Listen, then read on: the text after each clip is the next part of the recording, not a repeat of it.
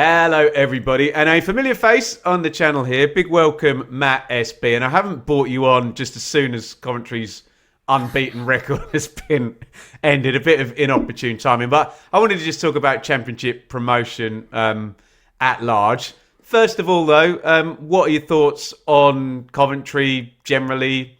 Brilliant start to the season. Frank Lampard obviously coming out with the noise of, right, we lost 46 games. Going to lose a game here and there. Can they go on another unbeaten streak, Matt? Well, I've got to be honest. The first thing is I'm surprised because you know Coventry City, Ben. We don't usually start a season very well, do we? But that seems to have changed under Frank Lampard. We've been unbelievable. We honestly have. The majority of the wins this season have been thoroughly deserved and by big margins as well. The squad's not massively changed. I think that's something that's definitely benefited us, that we've only had to do fine-tuning, whereas we've seen quite a lot of churn at the relegated sides and the other promotion favourites. So, yeah, we're flying. And like I say, Frank Lampard has raised the levels of players that we knew had the potential, like Brandon Thomas-Asante. Of course, he was top scorer at West Brom a couple of seasons ago, but he only got 12 goals. And they weren't too bothered to see him going out to Coventry. And last season, we didn't quite see the best of him. He's been incredible, of course, top scorer in the league. Victor Torp as well. Coventry are flying. Honestly, it's great to see, and there's a real buzz around the place at the minute. Every game is selling out at the CBS, and it does feel different this time. It really does. I think it's probably, like I say, down to the fast start for a change. In terms of the recent results, I've got to say against Blackburn and Watford that we got away with it to an extent. There's maybe a bit of Coventry City slowing down and we're being opened up a bit more, and a couple of cracks starting to show, and that was always going to lead to a defeat at some point. You know, the Championship, we can all joke that Coventry are unbeaten, but we're never going to go the whole season unbeaten. So I thought Wrexham were well worth the win on Friday night. And maybe a hard reset's needed, Ben, as we go into a couple of more challenging games with Sheffield United, who really need a result, and then Stoke away at the weekend. So I'm enjoying it, but I'm nervous already, Ben. It already feels like it's game week 45 and we've got to win to get over the line. It's just like every week everyone's looking at us, and I suppose you're the target at this point. Everyone's trying to shoot you down. So maybe it's a good thing, as I say, getting that first defeat out of our system, and we can go back to winning ways on Tuesday, hopefully. So I have in my head that Coventry have been better than everyone through this first quarter of the season because of the continuity. That's something that they had over everybody else. But that will obviously run out at some point, won't it? Where you're saying you've got this team that scored 40 points in the last 20 games of last season and now scored 28 points in the first, I don't even need to say 13, I can say the first 12 games of this season, huge points totals. But other teams will come, won't they? So assuming I'm right about that theory and that advantage runs out in terms of that gap between Coventry and the other teams, is there enough quality then in Coventry to sustain, regardless of what anybody else is doing and whether they're improving or whatever, to sustain a 2 points per game run that is now 33, sort of nearly done a season of promotion form? Can it sustain through what it'll need to be 60 odd games, won't it? Yeah, I think the two things that have got me excited, Ben, though, are the fact that obviously Coventry City are doing very well, but the underperformance by the relegated teams. I don't think as a collective we've seen three teams that have come down struggle so much this far into a season. We've seen it with the odd team like Luton, for example, last season, and then there was Norwich and Watford a couple of seasons ago when they came down. But to see all three of them below eighth in the table at this stage is presenting a massive open door for Coventry, for Middlesbrough. And it's a race to bank the points at this point, because the question you make about do we have the quality? I think we do in our starting 11. If Coventry City play Ipswich right now in a head-to-head game, I think it'd be very close. Coventry could win with the momentum. They play twice close together, don't they, as well? They do.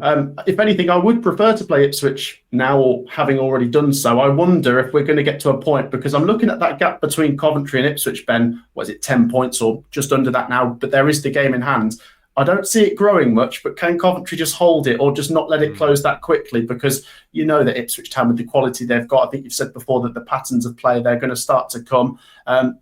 Leicester as well at some point, you'd imagine they're going to start motoring. So can Coventry City race ahead of 2 points per game? And then we don't have to hit 2 points per game for the rest of the season. We can win, lose, win, lose. And I think this season, Ben, there is every chance that someone goes up with 85 points. I don't necessarily think it's going to be 90 Maybe to get even up. wins the league with 85 points.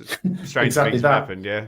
And that's the other thing as well. I mean, obviously we're top of the league, but if you ask Coventry fans, are you going to take second place? Of course we are. We don't really care about winning the league. If we can just get promoted this season and avoid the playoffs, our recent record there, Ben, and the heartbreak of it all. So it's just really opened up. I think the squad quality is definitely there.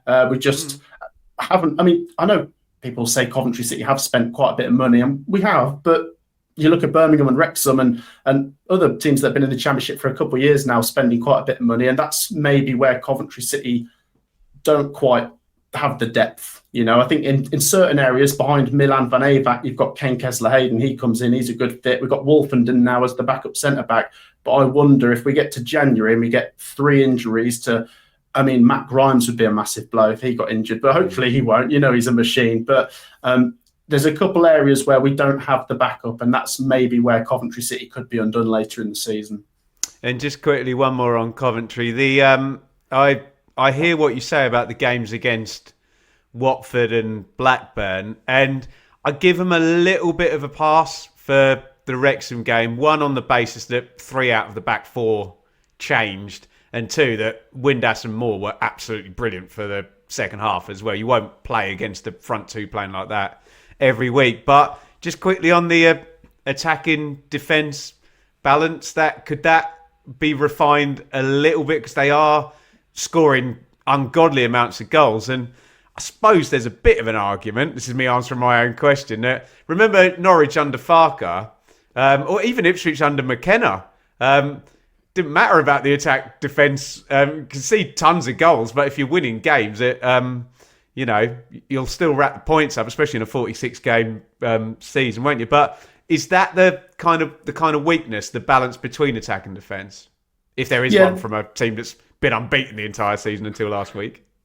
It was an area I think a lot of Coventry City fans, including myself, did address in the summer. We wanted one more centre-back. I know we did get Wolfenden, but then Binks went. I'm trying to think who else went. I mean, obviously Latibodia is not really in the picture anymore. So that is an area where I have a couple concerns. Left back, Jay Da Silva stepped up quite well. And as I say, I think we've got 2 really good right backs, but centre-back is not quite on the same levels as us going forwards. I've got to be honest, Ben, I think we would have conceded more goals if it wasn't for Carl Rushworth. I think he's been incredible. Another player we can't afford to get an injury to or something, because we wanted to buy him off Brighton in the summer, actually, and shows how much they rate him. I think we chucked quite a few million at them and they said no, but you can have him on loan. And I think he's been linked with England, so he might be like the next James Trafford. He's kept us in a lot of games. And Matt Grimes obviously drops back and helps the defence out, but it's still one area where I have a couple reservations, so I do agree with you on that. Screening, no, I agree with you with that, actually. The screening in front of the back 4, and when you go against Parky and Matty James and O'Brien, there's another body in there who I'm forgetting, but that system can get a little bit outnumbered. Just on the promotion picture at large, Matt, forget about the parachute teams for now, because I do agree it's very much an open door. And I see Middlesbrough and Stoke up there, and I think, okay, ex-Premier League clubs, with Mark Robbins and Rob Edwards, who have, either come super, super close or got promoted before. And then you have Millwall, Bristol City, Preston, who, haven't been up there. How are you seeing this picture unfolding? I know we can all say the parachute teams will come, one or other of them will come, but at the moment it does look like there's going to be at least 2 or 3 other spots in there. Who are you liking out of the teams in the top 6 at the moment? I really like Stoke City, and obviously I'm a Coventry fan, so I've always had a soft spot for Mark Robbins even after his departure. But what he's been able to do there, Ben, we joke about Stoke City in our table predictions at the start of every season, don't we? 16th, yeah. Yeah, 16th. I think I had them lower than that this season. I shouldn't have done. Mark Robbins did. To be honest, he did okay. I'd say he hit par with them in the second half of last season. He kept them up, and I think that was about reasonable. But some of the signings they made. I mean, Sorba Thomas, Ben, really, really good signing, and they've hit the ground running, haven't they? I mean, the most impressive thing is that win over Bristol City at the weekend, because I know you've said about Stoke City and Mark Robbins, it's ones and zeros, isn't it? But Oh yeah, they showed and fives apparently. yeah, they showed a different side to them there, and they're in really good form. That's a game I'm really not looking forward to next week. I wonder if we'll get like Robin's revenge against Coventry City. I think Stoke genuinely this season could be the one where they hang on in there and get a top 6 place. I'm just so confused though, Ben. I look at the table and I just can't make any sense out of it, because we know that the relegated teams, the teams with parachute payments, should come good. But I'm saying this every week in the predictions videos. I'm saying, all right, they're going to turn it round. Maybe now with Southampton changing the manager, maybe that will start to come. I still feel like Sheffield United will pull away from the bottom 3, but that's a lot of catching up for them to get into the top 6 now. It's a long way for those two particularly, isn't it? Yeah, so I see Leicester and Ipswich certainly still being in there, but then you've got the possible points deduction coming for Leicester. So well, Leicester in horrible form at the moment, aren't they, as well? Yeah, no, they really, they're terrible at the minute. It's so open. It's so open. I'm not saying it's going to finish exactly how it is now. I really do think your lot, Ben, that Ipswich Town will break in there and possibly straight into that top 2. But Middlesbrough have been really impressive. They had a fast start. They've cooled off a little bit, haven't they? I've seen a couple of their fans. Yeah, they have. Yeah, bit disgruntled at the minute. I think the thing with Middlesbrough, Ben, is I think they're a well-oiled machine under Rob Edwards, but I just don't see lots of goals. Not quite with Coventry and Stoke, where you can recognise the players that will get the goals. Feels like Middlesbrough's strength is good back 3 and wing backs, and Hackney and Morris are brilliant in front of those. Feels like it's the solidities that's the strength. But yeah, you're right. Other than I haven't frozen the table at whatever point, but I mean, it's always going to be like that when you have a win streak at the start of the season, that it's going to tail off. But it hasn't been many wins since, has it? No, they've really dried up a bit, and they were taken to the cleaners by Watford on Saturday. So it's just made it very confusing at this point. I think Millwall have been pretty reliable, haven't they? I know when I watched them, obviously, against Coventry, we tore them apart in the second half and we beat them 4-0. But that wasn't really a 4-0 game, and when I've watched them otherwise this season, they've been good. To be honest, they've got better, actually. I remember they played Watford on like a Monday night game, and I thought both sides weren't particularly great in that game, but Millwall just got the 3 points. They're efficient in that regard. But recently, their levels have definitely improved. You've got Bristol City in there, Ben, that obviously got into the top 6 last season. I've got to say credit to them, because obviously they changed the manager, but they've started off really well. I know they've lost heavily to Stoke at the weekend, but they've been going really strong and really good going forwards, Bristol City. Doesn't that say everything about this season? You've just talked about a team in 5th position who just lost 5-1, yeah? Exactly, crazy, isn't it? And then Preston still confused me, Ben, because I know a lot of people don't like to hear about underlying numbers, but the underlying numbers do suggest that Preston have overperformed. That means credit to Heckingbottom, by the way. That's not me slagging them off. They then lost back-to-back games, and I thought, is this maybe the regression to the mean? And then they've won, I think that's 3 in a row now, Ben. So they're straight back into the top 6, and they've beaten all the relegated teams, haven't they, Preston, as well? So all 4 parachute teams as well now. So yeah, credit to them. Hull City, Ben, in really good form. They're flying at the minute.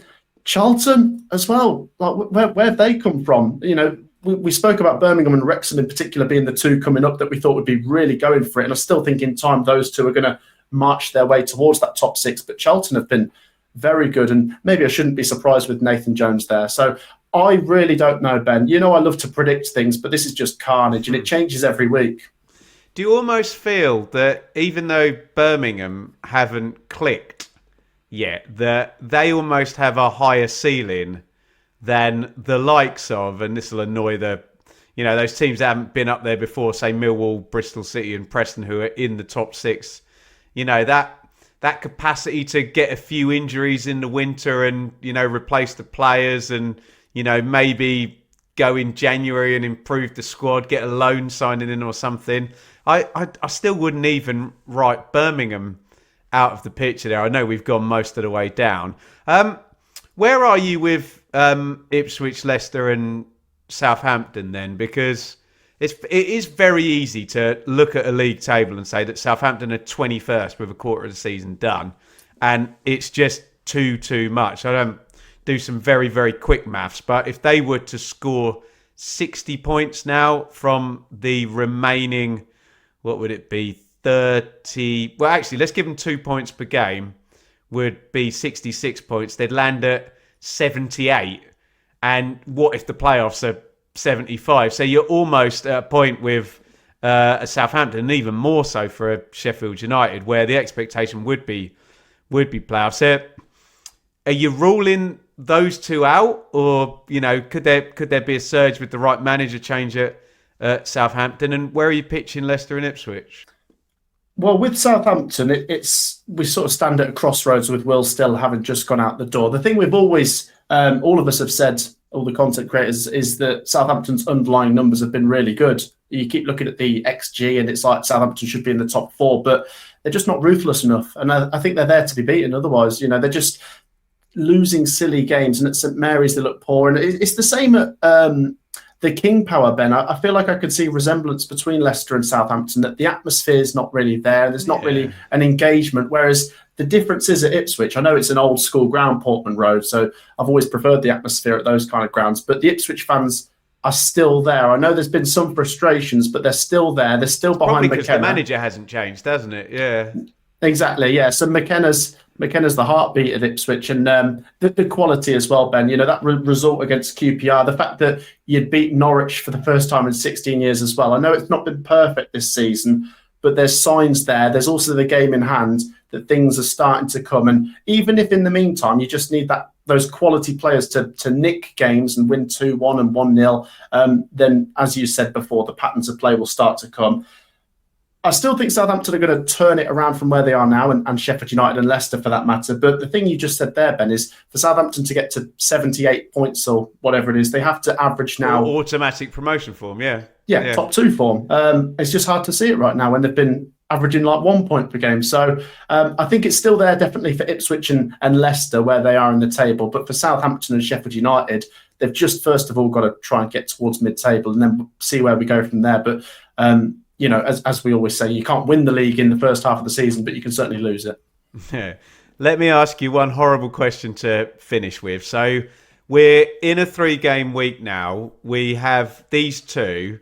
Then it's the international break, and there's 11 games between that run starting and FA Cup third round, which includes 3-game weeks in November, December, and then the Christmas carnage as well, and all of that stuff.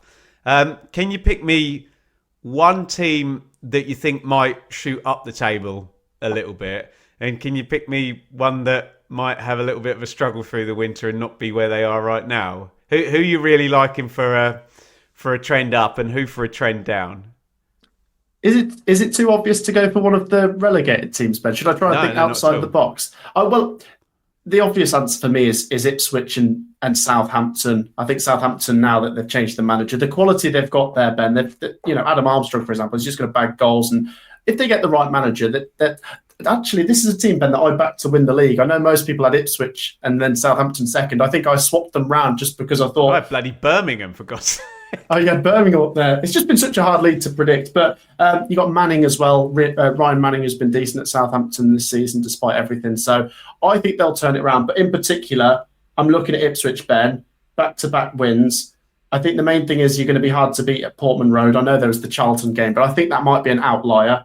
There's still that game in hand as well. And I've got to be honest, Ben, I am nervous for those not back-to-back, but those 2 Ipswich-Coventry games in December. They could be quite telling. In the Championship, sorry, Matt, in 23-24, it happened Ipswich and Leicester, who ended up being the top 2. And I think the first game was at the start of January and one was in the middle of December or something. And Lucky FC, Deflection FC managed to draw both of the games and get out of Dodge there. But it can happen that you almost have a mini playoff within the season where you play twice quickly. Right. So come on, shatter the dreams of a team that's performing really well, which means obviously you hate that club and all of their fans just by saying that they might trend down, Matt. Who's it going to be? That was sarcasm, by the way, if you didn't read that. This is really difficult. I might go for Oxford. I know they're not that high up the table, Ben, but they are 18th. The thing that worries me, and look, they've been good, Oxford. They keep chipping away, don't they? They're always in games, and even when they lose, it's like by one goal. I'm just worried about the teams that are below them. They're being held up by some big underperformers. And I know I've said this every week. Oh, Southampton are going to turn it around. Sheffield United are going to turn it around. But over the 46-game season, they surely will. And then who starts to fill that void? I'm still not 100% sure what to expect from Norwich, because obviously Liam Manning's still there. But I wonder if Oxford will regress a little bit. It wouldn't be a massive drop because they are 18th at the minute, but I wonder if we might see them just sort of slowly go into that bottom four with Southampton and Sheffield United maybe to start turning it around.